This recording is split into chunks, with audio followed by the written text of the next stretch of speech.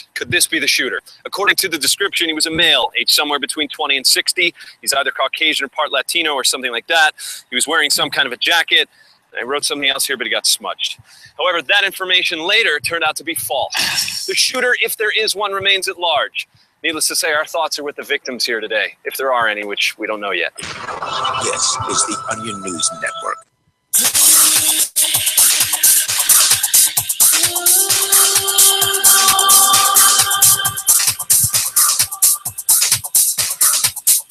Hey everyone, Flaming Freedom here. We are live. This is Derek J. in Keene, New Hampshire, the Liberty Media capital of the world. And joining me in studio is a very special guest. Hey, Lauren. Hey, this is Lauren. First time on Flaming Freedom. Is it your first time? Dale had told me that you've been on before. Oh, I don't think that's true. Long ago in the past? No? Is he misremembering things? Maybe I forgot what happened. But were you all that wasted just drinking in studio? We're sipping on water tonight. I've got my Free State Project glass, and this is a very special glass that I chose for tonight because we are both participants in the Free State Project, and you're one of the people who inspired me to move. I don't know if I'm sure I told you this in person before, but I'm telling you again now that seeing you in the videos that I saw on YouTube before moving here was part of the inspiration that was like, wow, look what people are doing. This is really cool. So thank you for bringing me here. You're welcome. I'm really glad that things are still happening here. Yeah, things are happening. And you are also one of the, I don't know if you even want people to know this, but you're one of the original Robin Hooders, right? You started this whole thing that got people all upset and got news coverage nationally. Yep. I don't think it was my idea, but I think I was the first one to actually do it. Here in Keene. In Keene, yeah. Yeah. Now, did you have any like Robin Hood garb? You do a lot of costume play and dressing up and doing street theater. Were you dressed as Robin Hood when you did any of this? That would have been a good idea, but no, I did it in like incognito, like ninja parking meter person. So you're here tonight on Flaming Freedom. We are both in Keene. You live nearby in Keene. You moved here to this area when? Long time ago. Let's see. It's like 2006. So it's been like 10 years. So almost. And when was New Hampshire chosen as the destination of the Free State Project? Good question. I think it was like 03? 2003, maybe? Yeah, I think it was like 2003. Did you immediately connect with some of the people who had moved here back in 2003? Were there people here already when you landed? What was the landscape like? Well, first there was before the vote, no one knew which state people were going to go to for the Free State. Oh, and you were a participant then? Yeah. Oh, before the vote? Yeah. Like, okay, so when was this? So I forget exactly, but like did it kick 2003, I think, is when they chose New Hampshire. Yeah. So you were around for the choosing. Right. Were you rooting for New Hampshire? I was not, but I was voting for Alaska of all places. But I think Alaska seems cool. If that one had gone through, we'd all be welfare queens on the would that be so bad? Standard Oil. I think a lot of activists would be able to sling it if they had a government check. A lot of people, want to do activism all the time, and that cuts into their ability to do work. True, very true. That allows them to survive. But it would be nice if the government just cut us all a check and we use that money to do activism. I say a Free State Project Alaska. Let's do it. For welfare state activism. Welfare activism. What inspired you to move to, you wanted to, what attracted you to Alaska? I used to live in Alaska, and the people there were super independent and super, like, they never whined about anything. They just if something's broken, they just get in there and fix it. Wow. Even a bunch of welfare queens like that. They're all. So what is the situation there? Everyone gets like what, $500 a month from the government to live in there, or is it $2,000 a year? I think. All right, I think it is. All right, a little less than what I thought. So, all right, that's not that much of an inspiration to be like. And that's not much of a buy off. No one's going to move to a new state like that for $2,000. Although, who knows? It's about New Hampshire. That is. So we both chose to move to New Hampshire. What was it like when you moved here in Keene? Did you first land in Keene, or were there other places? I visited, came to Pork Fest before I lived in New Hampshire and visited a few places. And but there was this group of people in Keene who were doing some really cool stuff. Like the Cannings, right? Were they Right. around when you moved here? They were the ones that were started out the ball rolling, I think. Tell me about them, because I've met Russell Canning once or twice at like Keenvention or some of these events, but he seems like one of these, to borrow a Star Wars analogy, I guess he would be like one of the Obi-Wan Kenobi type people, because he's like way in the past for some of these more recent stories. Like he's gone now, but he's still there. He shows up Once in a while, yeah, via hologram. So what was it like hanging out with Russell Canning? What did you guys do?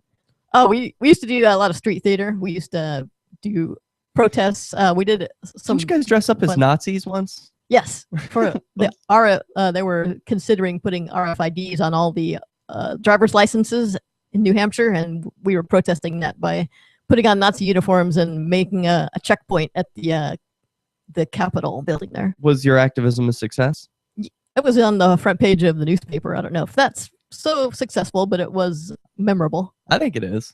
How did other people take it? There's a lot of hand-wringing that goes on nowadays about the activism that happens in Keene. I see it on a daily basis on Facebook. Everyone gets their panties in a bunch about this and that. Free Keene tactics, they're often called. Not specific complaints per se, but general complaints about what happens in Keene. Are you to blame for that? Partly, yes. Okay, well, good. Own up to some, take some credit for this. Okay, so, let's see. I got arrested several times, mostly for driving without a license, going past roadblocks when they told me to stop. What was that like? Going through a roadblock? Did you know that there was going to be a roadblock? No, Did you intentionally go to it? Like some of the people do activism like for DUI checkpoints and they'll go through it intentionally. Were you doing that? I wasn't doing that. The roadblock just popped up unexpectedly. We were visiting a tax protester, and he was having a concert at his house, and the police were getting or didn't want that to happen again. So they were all blocking the road there and said, "You can't go." Whoa! Yeah, and so a triple threat. Yeah, so I go, maybe they just won't let cars through. Maybe if I try to walk, I can get through. Really? Yes. And so was that successful? That was not successful. No, you can't transport your body. Maybe if you levitated, Lauren. If only you had tried harder and levitated. Levitated across the roadblock. Yeah, I could see that being a success. All right, so we've talked a little bit about how you ruined the movement and made everything in Keene a disaster for a while. So long it lingered.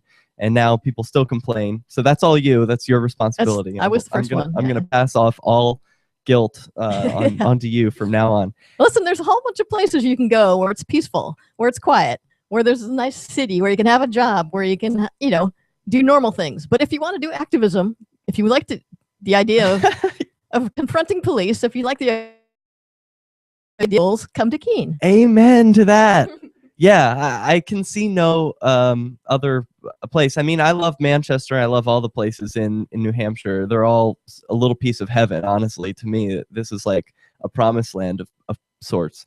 But Keene is really special in that sense that it has that history of activism and that it's not just a history. It's modern, too. What's going on with your phone? Nothing. Oh, okay. It won't make noises anymore. Do you suffer from like talking to people while you're on your phone sometimes? Like I see you as more of a polite person. You wouldn't do that. I usually put my phone down when people are talking. When people are around, you have the discipline to just say my phone is. I'm old-fashioned that way. Yes. Yeah, but you do have a smartphone. Yes. So you're not that old-fashioned. You and I both love Bitcoin. Yes. And we have sort of shared that. I think I've been living here since. I started hearing about Bitcoin. I heard about Bitcoin here. How did you get into Bitcoin, and how do you use it? I know you watched some of the Bitcoin-based shows that the World Crypto Network put out, and that's how we knew about this connection. But do you delve into Bitcoin? Do you trade? Do you do anything with it? I'm just a fan, I guess. I got my first Bitcoin from Roger Ver. No way. Yes, he put in Roger Ver is Bitcoin Jesus. Right. He learned about Bitcoin from Free Talk Live, And then he was giving away Bitcoin on the Free Talk Live website. The forum. No way. Yes, he was. And you were there, tuned in, like, all right, I'll pick up some Bitcoin. No, were these physical or were they digital Bitcoins?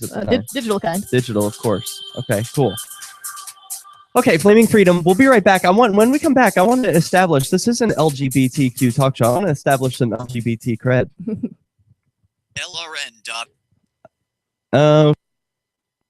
On in Africa. Our satellite provider. Hey, Derek. Hey. People with the message of liberty in places where it's needed most. Please visit our Indiegogo fundraiser at africa.lrn.fm. Give what you can and share the link with your friends. africa.lrn.fm.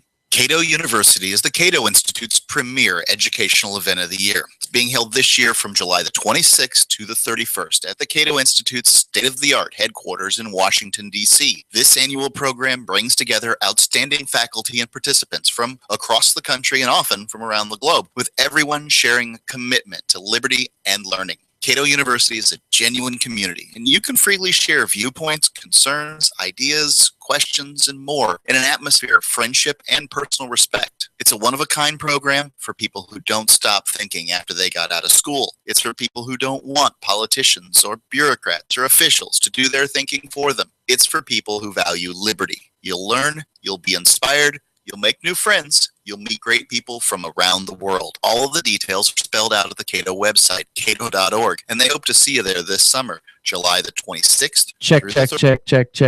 1 2 1 2 1 2. Is this good? Cato.org. If you can't listen to the Liberty Radio Network's internet I'm not streams, free satellite channel, or radio affiliates. Okay, you can now? Yes. All right, try turning it up. Check. I'm not hearing anything change. No adjustment? Okay, well then here, let me try this one. Check. Seems to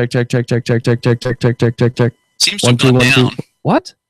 That's weird. Okay, let me see. It would be auxiliary sense. That's the one that's going out. Aux sense.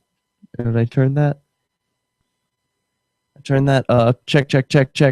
It's not going up. It's not getting louder to you? Weird. Okay, I'm turning it like way up. I don't know what's going out to you then. If it's, maybe it's capped on the computer's end. Maybe the computer has some upper limit or something. Could be. Okay, let me check that. Through May 3rd. DVD, books, music, instruments, periodicals, computers, software, electronics, photo, cell phone, office products, home and garden, bed and bath, furniture, kitchen, pet supplies, automotive, hardware, apparel, shoes, jewelry, grocery, healthcare, sports and outdoors, toys, games, used, and more. It's a department store at your fingertips. Shop.lrn.fm. Get all your shopping done. Get a great deal, and a portion of your purchase goes to benefit the Liberty Radio Network when you shop at Amazon via shop.lrn.fm. So, Shelby, let's start with you. You say that our bogs and marshes should actually be paved over. That's right, absolutely. But these things are nothing but dead body dumping pits that make life easy for murderers. And it's disgusting to me that sickos like Mr. Popkin actually want to protect these things. All right, well, Mr. Popkin, how do you respond to this? Bogs and marshes are important ecosystems that should be protected. I mean, they're already being endangered. Whoa, excuse me. As long as these human landfills remain open for business, what we're essentially saying to the criminal element is, sure, do whatever you like, and throw the evidence here in this federally protected black hole. I testified before Senator Chuck Grassley, who wanted to lift federal protection on these lands, and what I told him is exactly what I'm going to tell you now. And where is Chuck Grassley right now, sir? Could it be that he's sitting at the bottom of a bog somewhere? Why else would you be so hot on these wetlands if you aren't a murderer yourself? This is the Onion News Network. You can watch the LRN studio, chat with other listeners anytime. Check. cam.lrn.fm. That's cam.lrn.fm. All right, we'll see. Flaming Freedom is back. Oh, it's real bad? Okay, we'll fix it. Okay.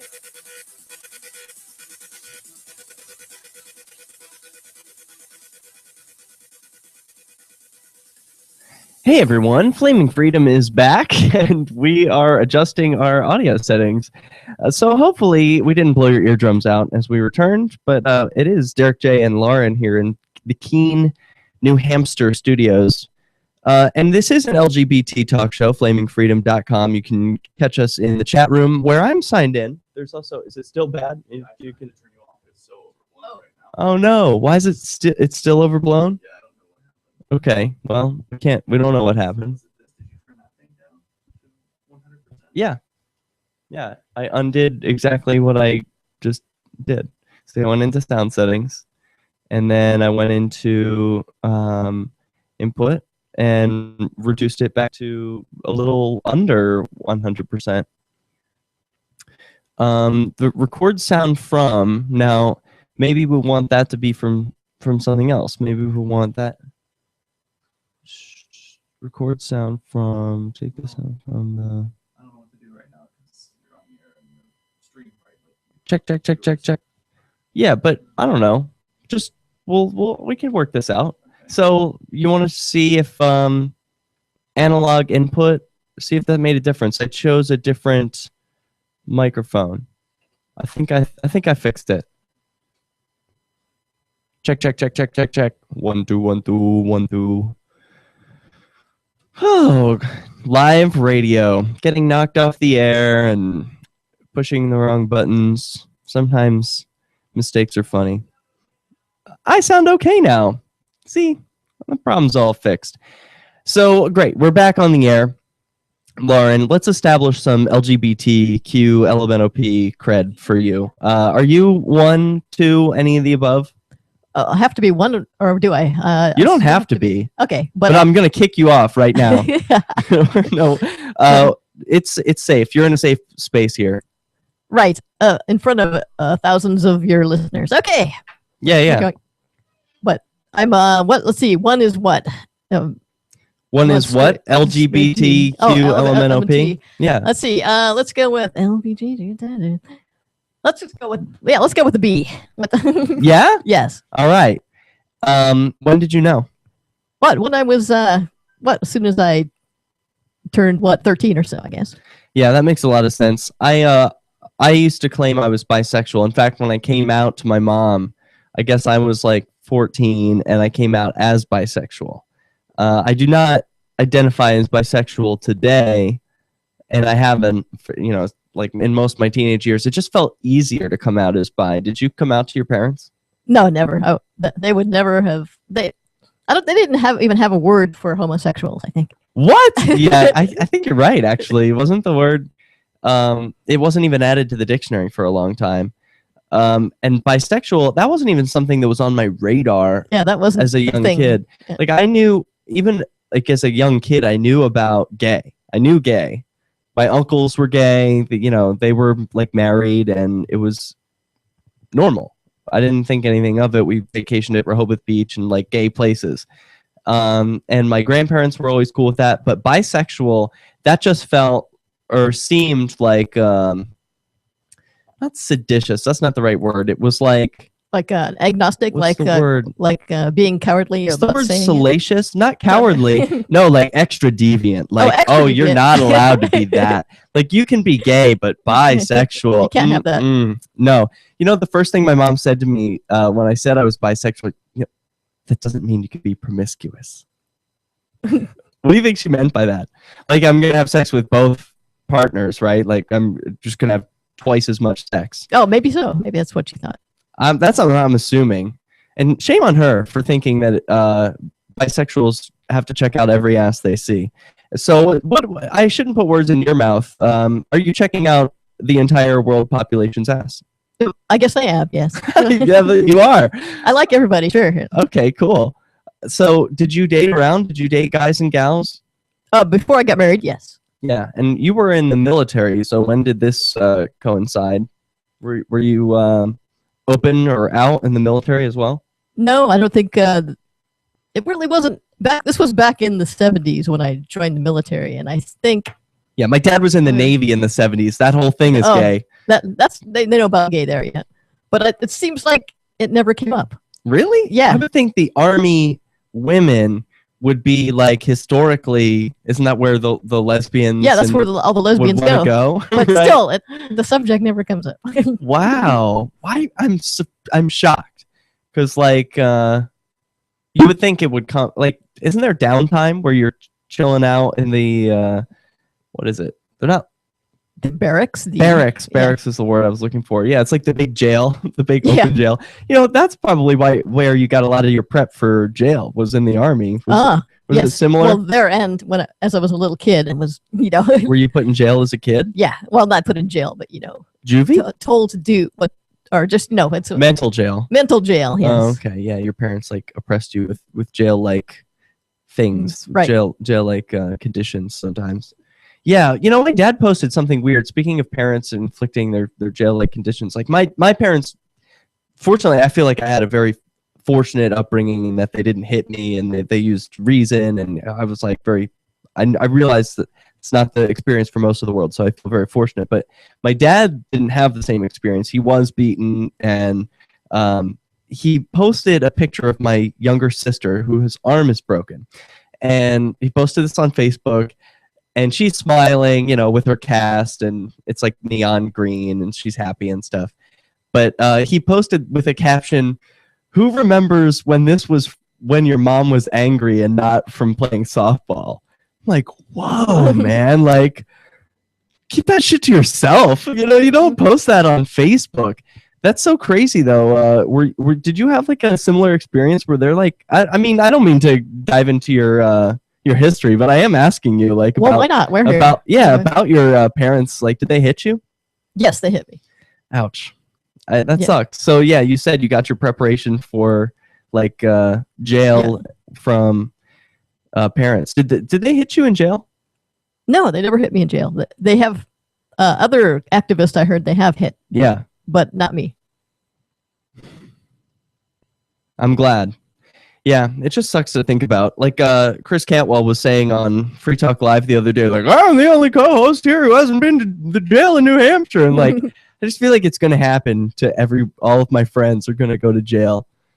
Is that something that you've gotten over? Like, a lot of your friends have been to jail. It's a cool thing now to be in jail. Why is it cool? Well, look at what they're arresting people for instead of after actually arresting criminals.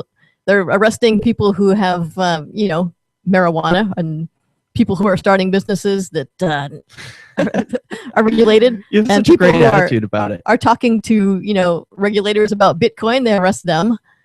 Do they?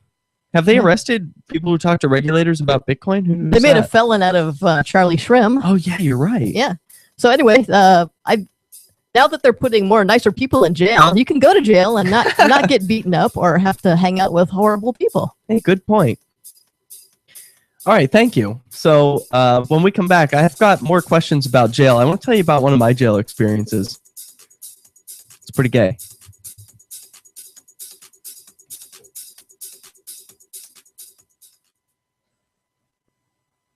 What if the key to achieving liberty in your lifetime was to move together with others who think like you? Liberty activists are joining the Free State Project, which is over 70% of the way to its goal of 20,000 participants. And they're already making the move to New Hampshire. The successes are piling up and are proving the Free State Project is a real movement and no longer just a great idea.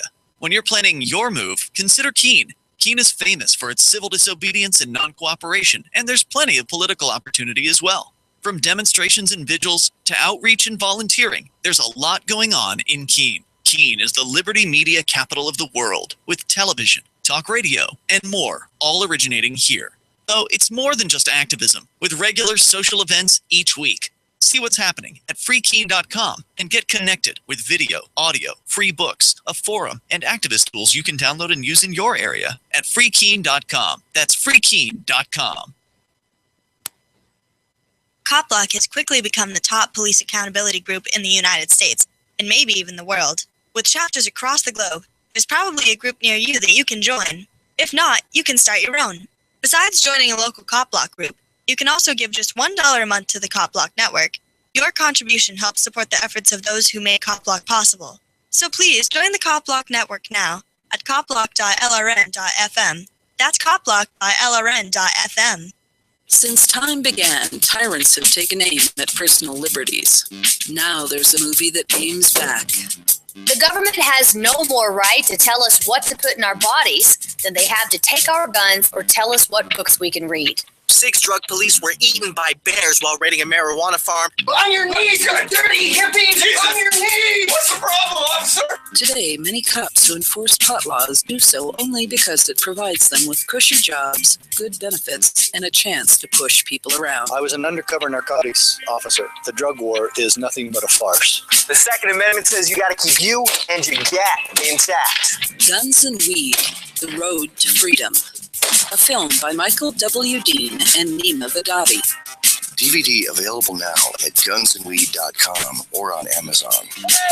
That's gunsandweed.com. Makes the perfect gift. Remember, that's gunsandweed.com.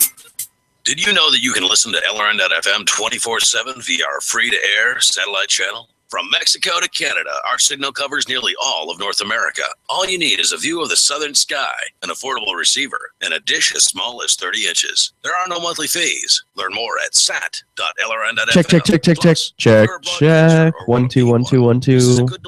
I cannot hear you. See our coverage map and get details at sat.lrn.fm. Yeah. Okay, now have Lauren talk into hers, please. Oh, have Lauren talk? Yeah. Okay. Testing 1 2 1 2 3 4. Now take her aux dial that I just adjusted and turn hers up more than yours. Check. 1 2 3 4 5 6 7 8 9 10 11 12. You've turned her up? I've turned her up, yes. Testing 1 2 1 2. Okay, Lauren, I didn't check. notice any change. Check. All right. Well, at least it's arable now, so go at it and I'll take another look at it later. Okie dokie. Well, thank you for working this out. Project. I'm also the program director of LRN.FM, which I It's launched weird in 2009. going from talking to Ian to hearing Ian's commercials. I perform liberty outreach of all sorts and have done civil disobedience. What's he talking about? What's this ad about? Times. Much of that's covered Is he on my running blog for something? at freekeene.com. Thank you for listening to our shows. And if you want to support our work, please visit amp.freetalklive.com and contribute just $5 a month to our effective liberty outreach. That's amp.freetalklive.com. Ew, what the hell is a You're listening to pig the best bottom? liberty-oriented audio streamed around the clock, on the air, and online. This is the Liberty Radio Network at LRN.FM.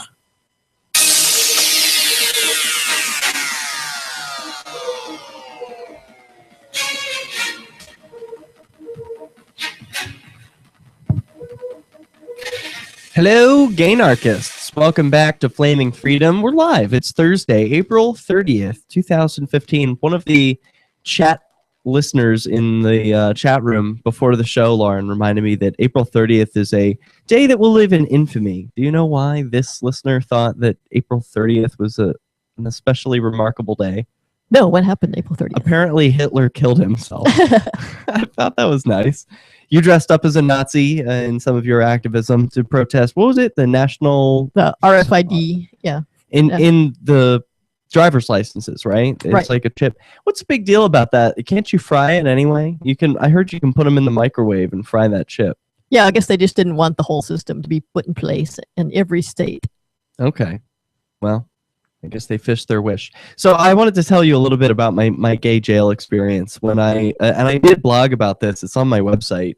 It's as embarrassing as it is. I did blog during my whole jail experience, and I wanted sex in jail. So I propositioned my cellmate via a piece of paper, and I think I've actually scanned this piece of paper in, basically being like, yo, if you want a blowjob anytime, like, that would be cool. But he was straight, and I was surprised that it didn't work out. Like, of course, as a gay man, I'm thinking every guy, straight or gay, wants a blowjob, right? Why not? But apparently they don't. And we never got physical in any way. But my next roommate, like, sort of found out, my cellmate, I guess they're really called, sort of discovered that I was like, this guy was cool with it. He was just sort of like, oh, no thanks, that's, and it was totally normal and fine. But the next guy, like, sort of discovered that I was gay somehow, like, I guess, I don't know, my voice or whatever. He sort of like started to figure it out, and he was not cool with it. It was very scary. Professional prisoner type. Do you have any scary cellmates in jail? No, I actually went into the really bad section of the jail. What? Why Because were you in the really bad section? I refused to have searches done to me and stuff, so they put me in solitary confinement and into the bad actors section. And I never had anybody who hurt me or threatened me or anything. That's really good. They were all really generous persons. That's starting to sound pretty good. Like I made a mistake by agreeing to the injection because I was afraid of solitary confinement. Oh. They made it seem really scary. Like if I didn't take this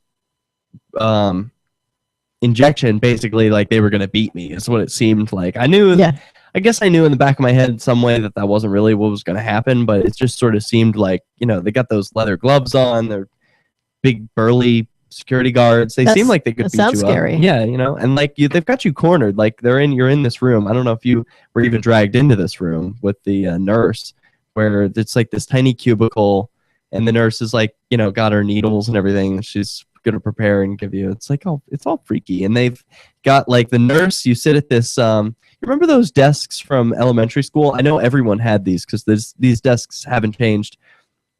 They've got one side of them is attached to your chair, and so like you can sort of rest one arm. It doesn't really work for left-handed people. It really screws them, but it's that kind of chair. And so I was blocked out from the doorway. Like I couldn't just get up and run, and I'm like blocked into this chair. The nurse is in front of me, blocking me further, and then there's a security guard to my right. So like, even if I was to jump over my chair and bolt for the door, like there are two people in my way who are going to stop me. And these are the ones who are telling me I need to get an injection. But how did you have the courage to say no? How did you say no to them? How were you not afraid, basically? I was afraid, of course. Okay, but so you were afraid. Yeah, and I didn't want the injection. And they said, okay, it's time for your tuberculosis injection. I'm going, no, thanks. And that's usually the way I deny. Or you're nice about it. I just say no, thank you. Yeah, I like that about the way you do things. It's like you're really polite about it. You're really like human with these people. I find it hard. Like like it's hard to be human with them. I sort of see them as characters.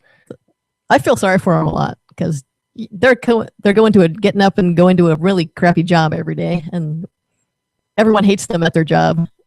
Why would they choose that? I can't feel bad for people who choose that life. Like they chose that. They did choose that, but maybe I should. Usually prison guards are not super intelligent. Maybe they've got a career that they can't really make a career at engineering or technical stuff because they can't quite understand, get a grasp on the highly technical things. So that's like possibly one of their only jobs. They want to know in the chat room what you get injected with. Do you even know? Well, I didn't get injected with it. Right, I did twice. Because the first time I got out of jail too early for them to test it. So they were like, oh, we got to give it to you again. Oh, fine. Awesome.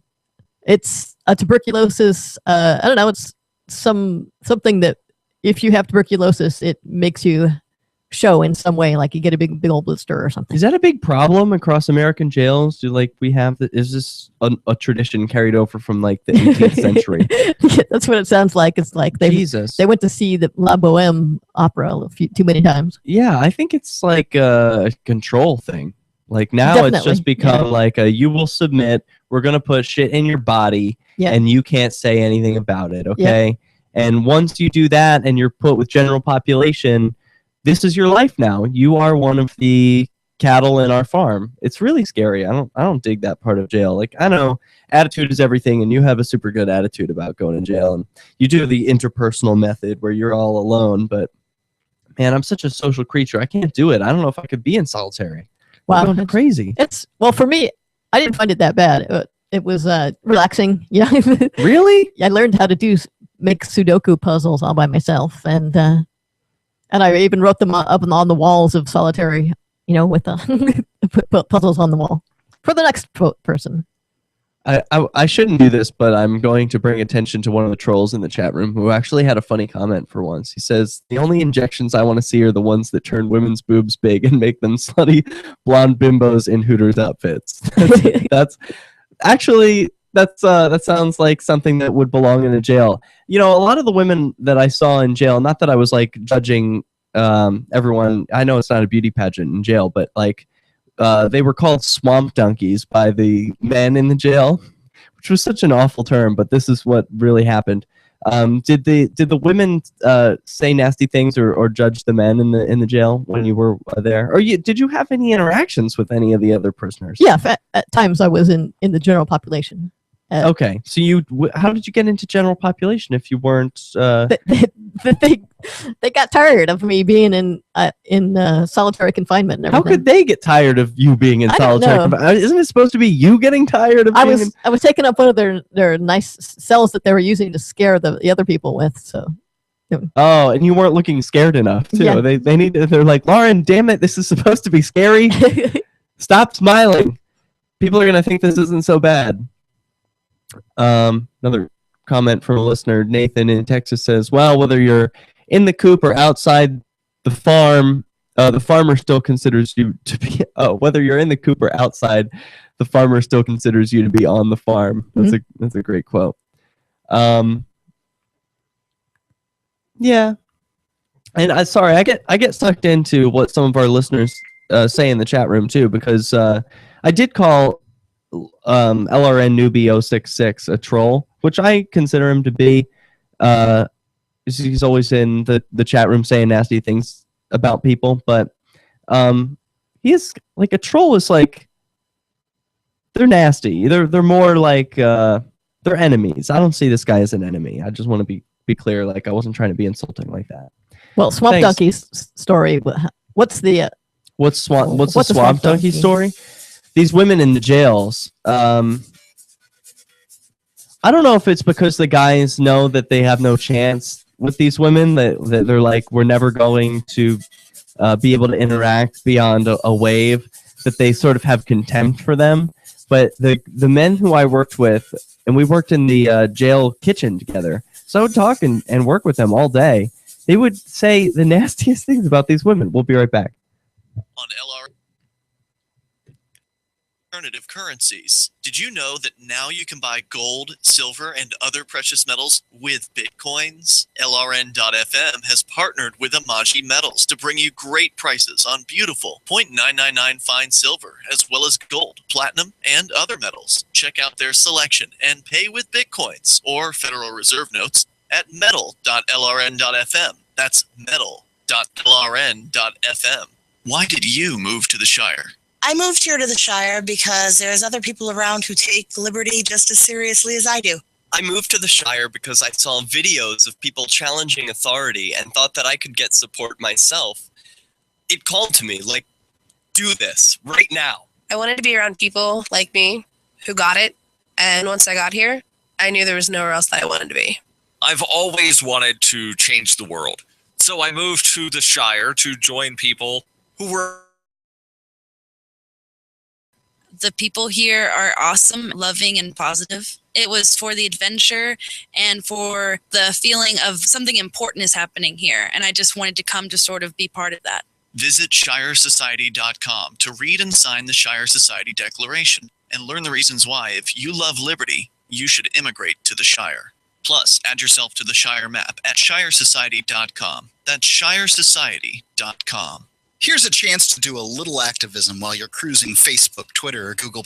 Between the LOL cats, the recipes, the hot girls, and the inspirational sunrise memes, Free Talk Live's posts pass by your newsfeed. Like them, comment. It gives us more exposure. If you don't see our posts, click like at facebook.freetalklive.com and then hover over it to click Get Notifications. It's an easy way to spread the ideas of liberty a bit further. I know you're busy, but you can spare that 1/10 of a calorie it takes to click on something. Facebook.freetalklive.com.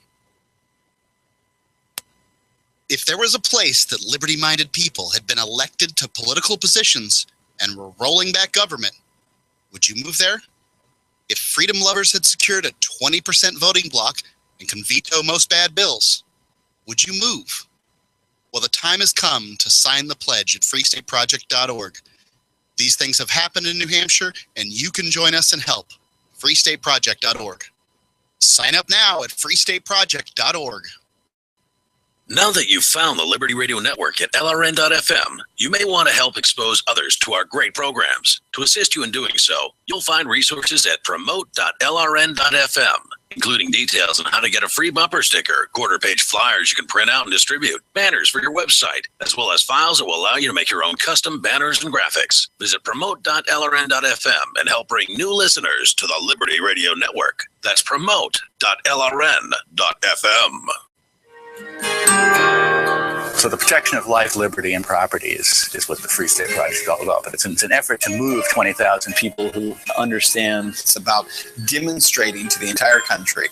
Yeah, we can have a free market, a truly free market, making it just a freer, great place to live. It's the world's largest voluntarist libertarian community, and it's only getting bigger. That's amazing to be able to move to a place where other people passionately believe in being free and independent. What the Free State Project is managing to do, though, is to put their money where their mouth is. It's physically getting up across the country and saying, let's go someplace and let's demonstrate the power of these ideas. There's a lot of kind of philosophy that surrounds liberty. There's a lot of thinking about it and talking about it. But here in New Hampshire, people are doing it.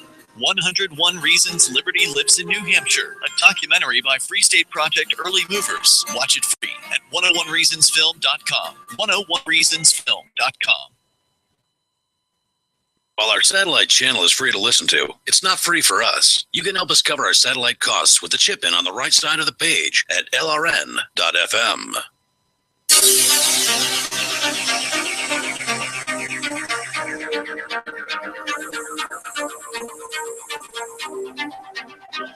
Yo, gay anarchists, we're back, and you can take control of the show. I forgot to mention, Lauren, that the listeners can actually dial in and share their thoughts with us via Skype by sending a contact request to Flaming.Freedom. That is our username on Skype.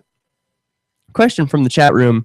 Derek J., are you unhappy that New Hampshire governor met with Bloomberg's gun control groups and threw you and New Hampshireers under the bus regarding constitutional carry? I'll throw this question to you, Lauren.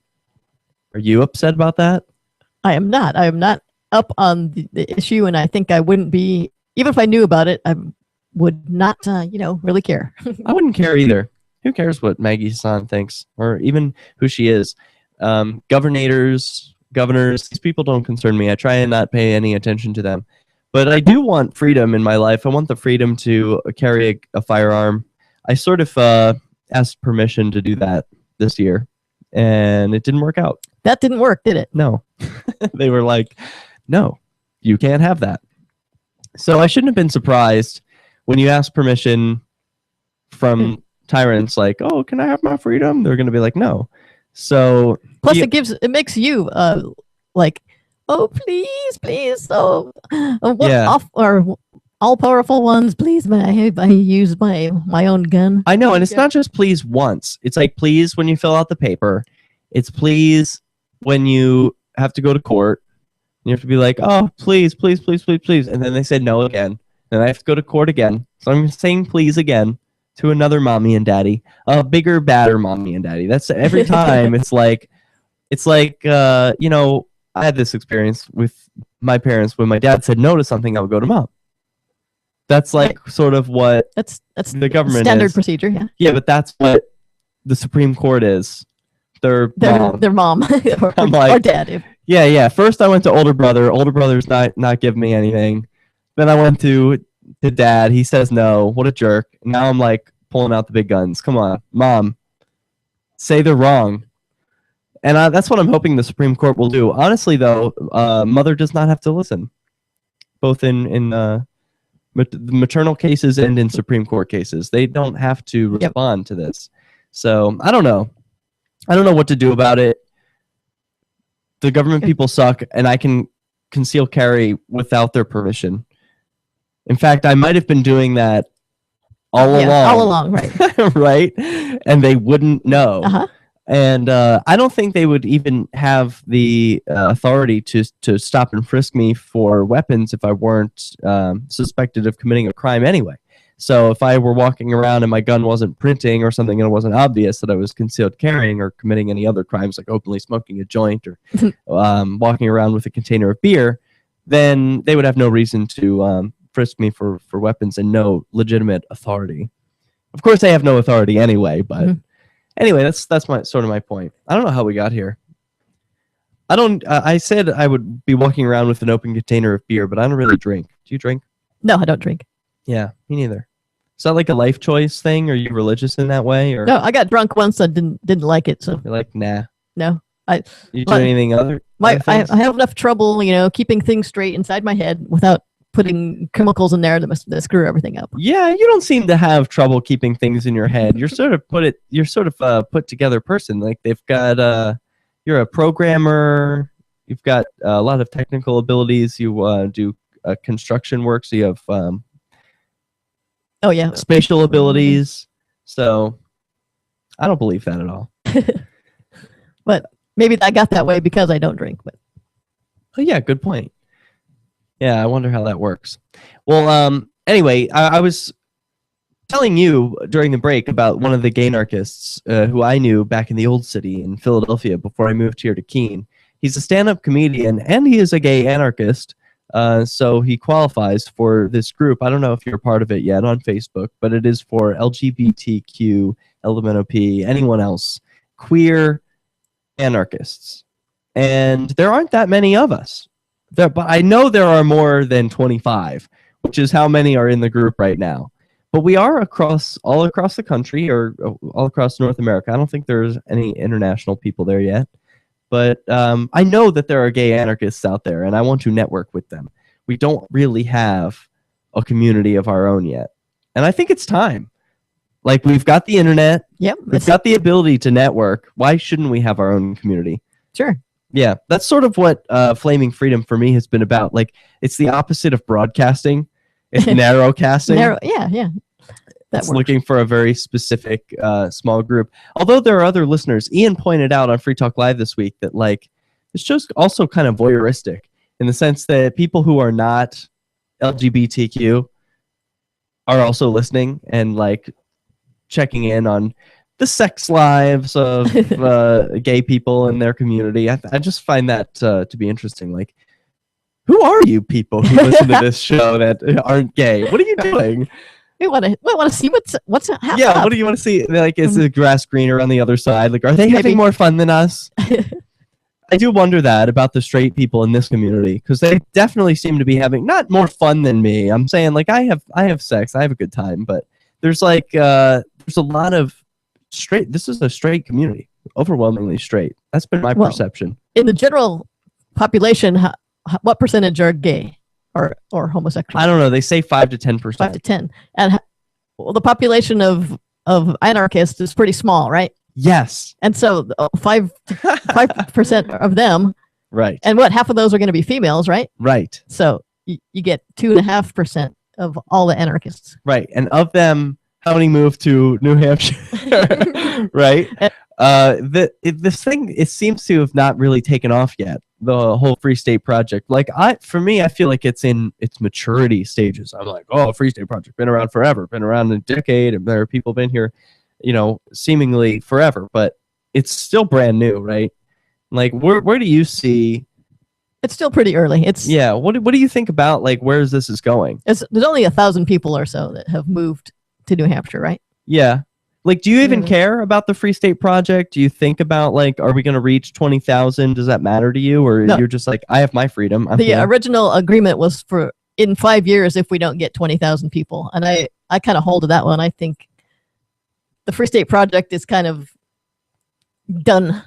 I mean, wait a minute. Say that again. Are you saying if we don't get 20,000 signers within 5 years from the original date, then it's over?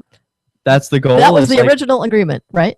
Really? Yes. I was not aware of that. Oh, you didn't know about that? No, I thought the original agreement was you have to agree to move within 5 years of 20,000 signers being reached. Yes. But that's the new agreement? You're saying that was not the original? There was a time limit on the original agreement. as I recall. And when that time limit has passed, and we did not get 20,000 signers.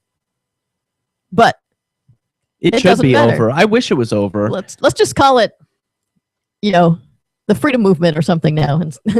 Oh, I hate that term, movement. Let's see. The people who are having fun are in New Hampshire. The people who are having fun are in New Hampshire. I like that. The freedom people too. Like I know there are some gay anarchists who may be listening who are in DC of all places. Oh my God, DC! It's really gay there. They've got great gay clubs. They've got some culture, museums, some nice buildings. It's aesthetically pleasing. Like there's a lot of great things going for DC. The weather is generally nice. Cherry blossoms in bloom. But they are the Mordor. They are the black hole of tyranny. Guess what? Or in San Francisco, that's super government socialism. Oh yeah, San Francisco rent control too. And why do gay people keep going to these super oppressive places? I have to wonder if it's chicken or the egg.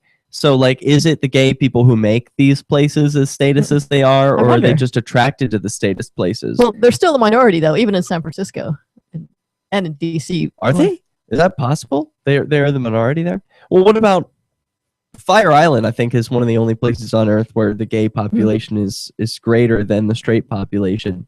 We don't know the political system there. So they seem pretty status too. It's part of New York. Anyway, I do wonder about that, the statism versus, so about, did you live in San Francisco for a time? You've been around. I was born there, yeah. Oh, okay. So you're from San Francisco. Yes. So that's why you're gay. Is that it? Yeah. That's everyone from San Francisco. Born in San Francisco. That's the rule. Huh. No, but I assume you had a lot of gay friends there. It had to be easy to be by in a place like San Francisco. Oh, it's a really fun place to hang out with people, yeah. But your parents didn't know? No. Of all places where it would have been accepted, San Francisco is the place. I imagine they were pretty progressive types too, right? Well, this was back in the 70s when I was growing up or was a teenager, so the gay thing hadn't happened yet in San Francisco. I want to know what the gay thing was like when it did happen in San Francisco when we return. Does this ever happen to you? Moments after you're introduced to someone, you forget his or her name. It's a common faux pas you'll want to avoid, especially if you're a job seeker. And even if you're not, here's a tip. As you are being introduced, and while you're still shaking hands, smiling, and making eye contact, say the person's name aloud. Not only does that make a deposit in your memory bank, it acknowledges the other person. And that is more than a nuance, as is maintaining eye contact. With money and attention so scarce now, effective communication skills have never been more important. Cutting through the clutter rather than blending into the blah, blah, blah will help you connect better, no matter what the conversation. For more tips, hit survivalspeech.com. I'm Holland Cook. Instead of just listening, you can also watch. See the Liberty Radio Network's Keene, New Hampshire-based live shows via our studio cam at cam.lrn.fm. Plus, you'll still be able to listen to the Liberty Radio Network via the cam feed in high quality 24/7, even when there's no live show being produced in our Keene studio. But wait, there's more. Our chat room is built into the cam page so you can interact with other listeners online. Listen, watch, and chat, all free at cam.lrn.fm. That's cam.lrn.fm.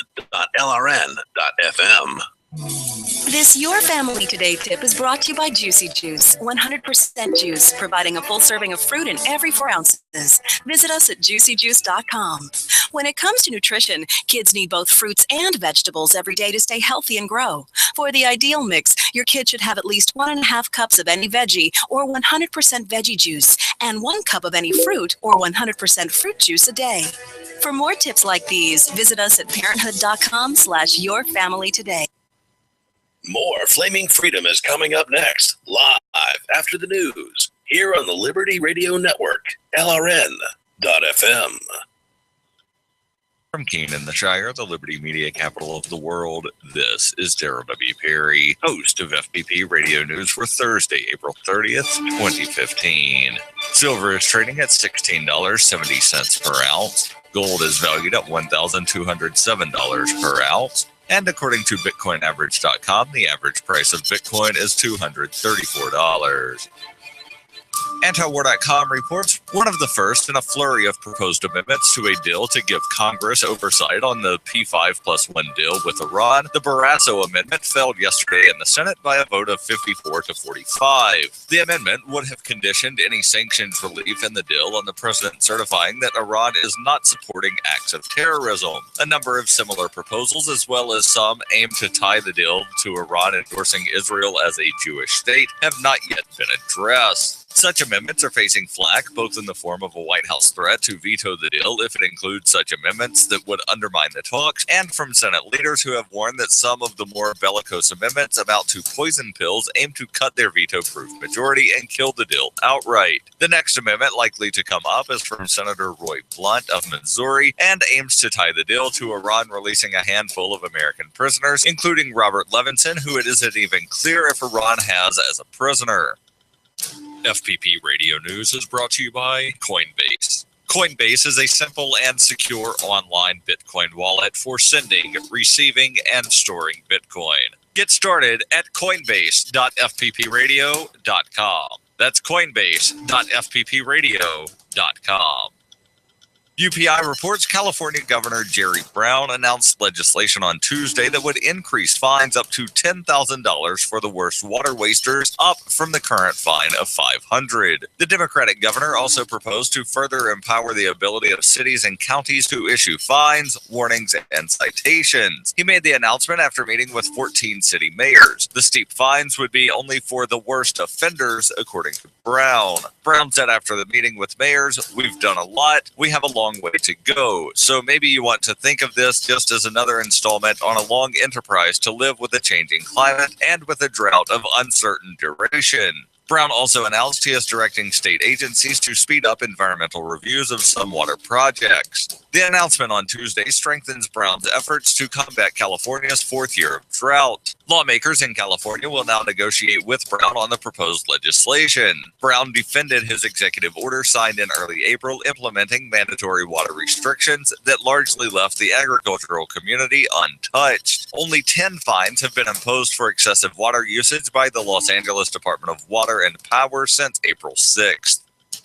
For over 35 years, Roberts & Roberts has been a trusted source for buying and selling your investment-grade precious metals. They also take Bitcoin for precious metal purchases and permanently removed the minimum purchase order for all orders paid in the digital currency. Call Roberts & Roberts today for knowledgeable advice on investing and a forward-thinking approach to new technologies. 850-478-5270 or online at rrbi.co. Reuters reports the U.S. Supreme Court ruled on Wednesday that states may bar judicial candidates from soliciting campaign contributions in a decision rejecting a Florida candidate's assertion that such limits violate the Constitution's guarantee of free speech. Conservative Chief Justice John Roberts joined the court's four liberals in a 5-4 decision that made it easier for states to regulate judicial elections. The ruling follows Supreme Court decisions in recent years lifting other campaign finance restrictions, but this affects only judicial elections and is unlikely to have a broader impact. The court ruled on Wednesday against Linnell Williams-Joulet, who ran in 2009 for county court judge in Tampa. She objected when Florida's Supreme Court publicly reprimanded her for a mass mail campaign fundraising letter asking for donations of up to $500. She contended the ban on personally soliciting contribution, part of Florida's Code of Judicial Conduct, violated her free speech rights under the Constitution's First Amendment. The Florida regulation does allow candidates to set up committees that can solicit contributions on their behalf. Williams-Joulet ultimately lost the election and says she did not receive any campaign contribution. Roberts wrote on behalf of the court, "Judges are not politicians, even when they come to the bench by way of ballot," adding that a state's decision to elect its judiciary does not compel it to treat judicial candidates like campaigners for other political office. This has been FPP Radio News, online at fppradio.com. I mean, it's just so hard to believe that it's really all gone. It was in this living room 3 weeks ago that the Talbot family discovered their DVR had suddenly and inexplicably crashed, deleting more than 5 years' worth of recorded live events and miniseries. I keep having flashbacks to that day, to that moment when I realized everything was gone. You know, you hear stories about people who mismanage their device settings, but you never really think it could happen to you. Honestly, it feels like some sort of a dream. Like, when I wake up, I'll be able to just go downstairs, turn on the TV, and all the episodes will be there again, as if nothing had ever happened. Friends and family of the Talbots have pledged their support, organizing DVD donations and offering passwords to online streaming services while the family struggles to move on. We know that we'll never be able to replace all the hours of programming that we had, but I think in the end, we'll be just fine. As long as we have our 5 seasons of Seinfeld on DVD. This is the Onion News Network.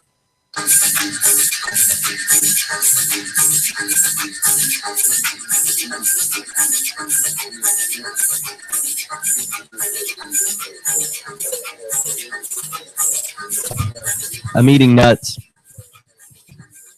You know, the chat room was commenting on my chewing when I was on Free Talk Live recently, and I've become very self-conscious about chewing on camera now because somebody was counting my chews per swallow. Wow. Have you ever measured your chews per swallow? I have not. You're supposed to aim for something like 25 chews per swallow, which sounds like a ridiculous number of chews to me. That sounds way too high. I don't know about you, but I swallow way before that. No, it takes me half an hour longer than everyone else to eat, so I probably do 30 chews a swallow. Really? You're a slow eater? I'm a slow eater. I'm a slow eater too, but I'm apparently a fast swallower. Anyway. So people in the chat room are counting your chews? Wow, these folks. I know, really, they have no lives. Are very, very... I'm sorry, I love all of you guys, really. So I pulled up something from the Flaming.Freedom Facebook page recently, and I wanted to share this with some of our viewers. I don't know if I'm going to be able to get it on screen, but it's a graphic poster. I guess it's like a meme from intactamerica.org. And you said that this touched you in a way, Lauren. How's that? It really explained it to me. Like, with circumcision, there's stuff that I probably don't know anything about. But have you been with circumcised and uncircumcised guys? No, just circumcised. So that's like the norm in North America. The poster says that, like your lips, they have a lot of nerve endings. And I thought, wow, so if you cut your lips off, that would really be horrible, wouldn't it? Like you couldn't enjoy your food anymore. Yeah, if you cut your lips off, that would make a pretty big impact in your life, I'd imagine. And I have had my lips pierced, so I know how painful that can be. It also says, like the eyelid, it protects, moisturizes, and glides. Like, and this is something that's totally different for I'm getting so confused. I try and not use the language circumcised versus uncircumcised, first of all. Some listeners are going to get on me for that. I should be using the terms cut and uncut. I think that's the agreed to terms. Okay. But I think that's the new PC, right? We can go with that. Because it presupposes, like circumcised, having a term for that presupposes that that's the norm, and then being like uncircumcised, that's unnormal. But right? the same with cut. That would seem that it cut normalizes is normal, but it's actually uncut is normal. Yeah, you're right. But uncut, I don't want cut. So cut sounds bad. Okay. So you're right. There's got to be some other neutral term that doesn't imply that one is better than the other. Intact. Intact is the one. That's why it says Intact America. Yeah. All right. Thank you, Lauren. That's one of the reasons you're here tonight. Thank you for keeping me in line. So it's intact. And this is one of the things that I never really thought about or noticed. I've been with both circumcised and uncircumcised guys, but I didn't imagine it like this. Like your eyeballs, you blink all the time. They're blinking all day, and it keeps them moist. This is like what some guys have on the end of their penis, right, all the time. That's a completely different thing. That's like imagine having your eyeball open all the time and never being able to blink. It would be horrible. That really does sound horrible. And like the ear, it's easy to know how to wash once you know how. Yeah, it's hard to wash, but once you get used to it, you can do it. Yeah, I thought that was another good analogy because people will make this objection like, well, the kid has to be circumcised because he'll be dirty. It's like, do you know it's 2015? You know there are showers and like modern amenities in every home now, even for the poorest of the poor in America. I mean, the kid's not going to be getting a bath in a puddle of water outside in some nasty ass swamp. We can figure, and we have the internet, so figuring out how to clean his genitals not going to be the most difficult thing in the world. And then finally, I liked this one too, and like the nose, it's strange looking if you haven't seen one before. I agree. I can relate to that. Ever see those monkeys with noses? The proboscis monkeys. They look funny. But oh my god, yeah, they do look really funny. I wonder if they think they look funny. They think humans look funny too. Hey Joe, we have these stupid noses. What are we going to do about it? I don't know. So, okay, I liked that. And then also, I had this show prep. Pat Robertson says gay people will die out because they can't reproduce. Why haven't they died out already then? Because, 100 years ago, they couldn't reproduce either. I don't know. Here's his clip. I've been in church all my life with my family. We are not allowed to date. The only ones in my church that are married already knew their partners before coming into church. It is treated as a sin to show interest or have a mutual understanding in church with the opposite sex. Most of the people in the church are frustrated because we're getting older and no one is getting married. We pray about the issue, but it seems like it is bouncing back. What should I do? Those who are homosexual will die out because they don't reproduce.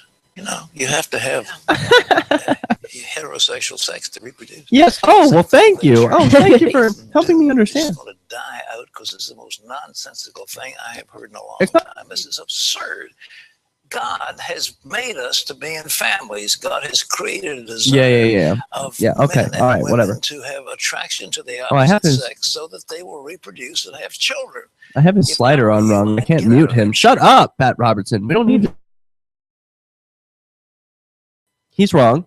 He doesn't know how homosexuality works. Neither do I, but it doesn't work like that. As soon as the first homosexual was born and didn't reproduce, there wouldn't be any more after that, right? That doesn't make sense. Yeah, I don't know. That's his rationale. I can't believe there's a whole article even written about this. What do they even say? That's right, readers. Gay people, though we've been around since the beginning of time, are headed for extinction because we can't make babies. But God knows we try. Am I right? Oh, that's good. Anyways, Pat should know better than to make such a callous statement. Of course, gays don't reproduce. We recruit. Oh, that's terrible. Or that's what at least seems to be how right-wingers think we come about, though I certainly haven't handed out any flyers. Have you ever seen any gay recruiting?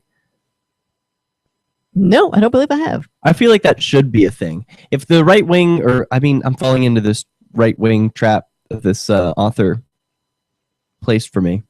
There is no like left right wing. There's these people, right? And as long as there are going to be people who say, "Oh, the gay people recruit. They're trying to make our kids gay," there should be gay pamphlets that are like totally designed like that. Like, here you go. You're not gay, but try it anyway. There should be gay recruiting propaganda. If that doesn't exist already, I think that would be worth inventing just to throw a wrench in the works. Just so they don't know what to say. They don't know what to do about that. We've also got this in the news. Sausage. I didn't want to talk about the Supreme Court, but we'll probably get to that later too. The Supreme Court is talking about gay marriage, Lauren. And this is something about which Dale and I disagree, but I'm like, who cares about gay marriage? Yeah. I don't want the Supreme Court's permission or whatever, but he's like, no, it matters for the families. Like, they exist right now and they're in the real world. I'll be curious where you fall on that. Actually, I think it's kind of bogus that people need to be married to see their loved one in hospital, because I've been to hospitals before with injured people that weren't my husband, but they let you in anyway. Yeah. Do you think that's a lie? I think it is, but that's one that I was told that I repeated, like for a long time. I mean, I've never had this personal experience. I've never been pushed out of a hospital room because I wasn't the spouse of a person. Yeah, that's never happened to me. I've heard of this happening. This like has happened. I know it's not a complete lie, because there was this like pilot or whatever. There was this really tragic story that the Human Rights Campaign or somebody found, where this pilot like had crashed in this tragic collision, like barely escaped with his life, was on his deathbed, and his partner was like banging on the window outside, like, I want to get in, like, I need to see my dying partner, and they wouldn't let him through, like, sorry sir, you're not family. And he's like, he's been my partner for 11 years, like, please, so we're what? together. Let your grandma in, let your kids in, let everybody in. Yeah, let Hobo Joe down the street in. Who cares? You're gonna die. Are you a political activist who does things that the government might not like? Then this free ebook may save your life. Rats is your guide to protecting yourself against snitches, informers, informants, agents provocateur, narcs, finks, and similar vermin. Rats was written by OG libertarian Claire Wolfe. Rats is a short book, easy to read, and available free in many formats. Download Rats free at rats-nosnitch.com. That's rats-nosnitch.com. The Rebel Love Show is some of the most compelling content I've heard to this day. They make me think. They really make me question the values that I have been taught as I have grown up in this mean, mistreating world. Plus, I really love the cooking segments. If you want to know what life is like in the Manchester, New Hampshire activist scene, the Rebel Love Show is the premier choice. The Rebel Love Show is the Dogecoin of Liberty Podcast. Rebel Love Show is a good show, and it's liked by all the young people who like sex with strangers and have lots of body hair. I don't usually listen to Liberty podcasts, but when I do, I tune into the Rebel Love Show.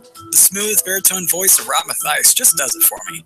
And I find that Shire dude oh so charming. So if you're like me and want to keep a finger on the pulse of the Free State Project without actually moving to New Hampshire or spending 16 hours a day in Facebook groups, check out the Rebel Love Show at rebelloveshow.com. That's rebelloveshow.com. The three most important things you can do for LRN.FM are: 1. Let your friends know you're listening to LRN.FM on your social networking profile. 2. Buy the things you buy online through shop.lrn.fm. 3. Give $5 a month to the AMP program at amp.lrn.fm. You likely buy all kinds of things online. Amazon is the largest online retailer. You can get what you need at the same great prices, and LRN gets a cut. Please do your online shopping at shop.lrn.fm. If you want to move to the Free State and you're looking for some real estate. Oof, I think we've all had enough of that jingle, don't you? If you're going to invest in property in New Hampshire, it just makes sense to support a liberty-friendly realtor. Call Mark Warden of Team Porcupine Real Estate for investment property or rentals in the Free State, or visit his website. Come on, you know it. PorcupineRealEstate.com. Did you know you can get news updates about what's happening with the Liberty Radio Network delivered in the way you prefer? You can sign up for our email updates at updates.lrn.fm. Plus, you can stay in the loop by joining our Facebook profile at facebook.lrn.fm or follow us at twitter.lrn.fm. It's all free, so sign up now at updates.lrn.fm for news updates delivered to your email box, facebook.lrn.fm to follow our Facebook page, and twitter.lrn.fm to receive our tweets. Hi, I'm Derek J. I don't.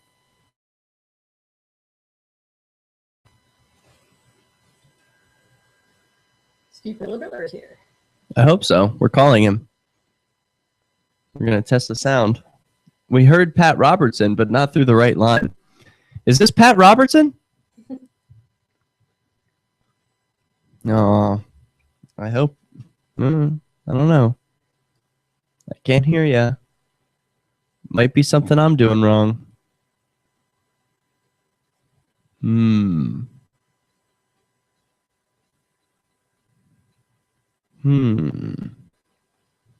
No, I don't think it is something I'm doing wrong. I'll do a Skype test call to prove it. Let me see. Check your mute switch. Yeah. Yeah. I just hung up the call from him. Let me test. Oh, we're back. Shoot.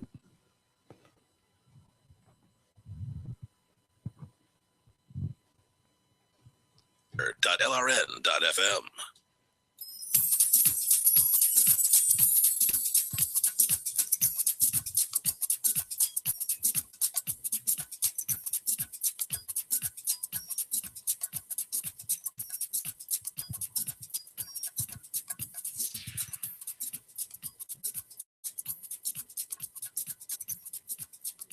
Hey everyone, welcome back. This is Flaming Freedom, and we have returned. You can dial in on Skype. The username is Flaming.Freedom, and someone's recommending you need a green screen in the background and death vortices from hell like Rebel Love Show.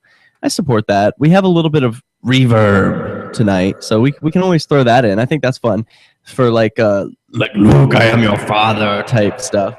And then most people don't know this, but behind this Peace News Now curtain actually is a green screen. So, yeah, your wish is granted.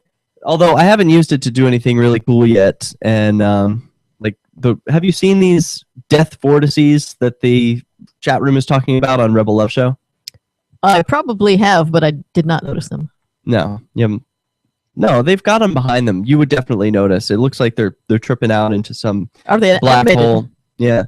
So we were talking about, is it a lie with this gay marriage thing? Is it really important? The way I see the whole gay marriage at the Supreme Court issue, and tell me if you agree with this, is like the government, the federal government, always has to be, they've got their thumb to the wind. They want to be popular with the masses. And so they're always trying to pay attention to what the masses are going to want. And now that it's popular to love gay people, the federal government is finally accepting that. Oh, hey, look, we got a gay anarchist with us.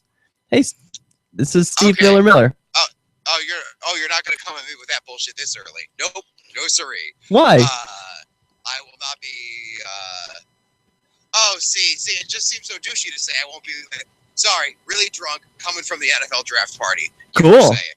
Well, did you put up some basketball nets in Philadelphia tonight? That's tomorrow, because it was supposed to rain today, and I was supposed to go. So I delayed putting up basketball nets in the shittiest ghetto in Philadelphia because it was supposed to rain, but alas, it didn't. So it looks like tomorrow, and there's going to be a bunch of, I don't know, gun-toting, like, libertarians, and they're going to help me put up some basketball nets, and it's going to be really... That's my favorite kind. So how are they going to have guns on them if they're in Philadelphia? Won't they just, like, explode? No, because it'll be Kensington. Nobody will care. That's true. If you live in a neighborhood that's bad enough, it'll eventually become just a lawless zone. So, like, gay anarchists across the globe don't know this, Steve Miller, but you and I were neighbors at one time in this neighborhood of Kensington, Philadelphia. It is the heroin capital of the world, and it's a really bad... Baltimore gives you a run for the money. I don't necessarily, because that's the thing, is you would have to include a lot of other neighborhoods in order to get the heroin spike, no pun intended, that just West Baltimore has. So I really don't know if but we're definitely top 5. I mean, we're no slouch on the heroin game, that's for certain. It's disgusting and sad. Well, anyway, I can tell you for certain that every single time that I have been stopped and frisked by a cop, which has been 3 times,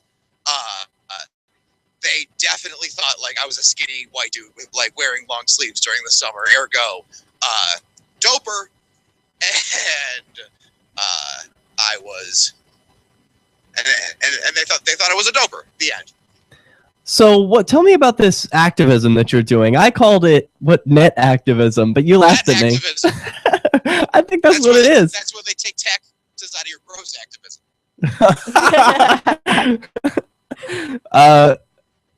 Yeah, what is it? What is this net like activism would seek to like do anything. I just hate playing basketball on fucking hoops that don't have a goddamn net.